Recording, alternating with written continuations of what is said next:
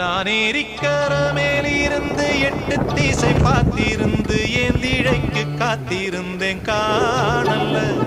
மணி 7 8 ஆன பின்னும் ஊரடங்கி போன பின்னும் சோறு தண்ணி வேணும்னு தோணல்ல. எந்த மாங்கு பாட்ட கேட்டு தெங்காத்து ஓடி வந்து ஊராக போக வேணும் அக்கறையில. நானும் தான ஆசைகளை உள்ளார பூட்டி வச்சு ஒத்தேல வாடுறேனே.